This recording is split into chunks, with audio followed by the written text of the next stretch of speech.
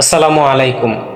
সামান্য একটি উদাহরণ, মনোযোগ সহকারে কথাগুলো সবাই শুনে যাবেন। আশা করি মূল্যবান কিছু কথা তুলে ধরতে পেরেছি।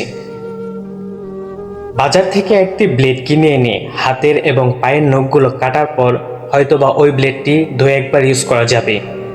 অতঃপর যখন ব্লেডটির ধার কমে যাবে তখন কিন্তু ওই ব্লেডটি আর ইউজ করা যাবে না। ঠিক তেমনিভাবে একটা পুরুষের কাছে যখন প্রচুর টাকা থাকে সেই পুরুষটা সবার কাছে মূল্যবান এবং দামি।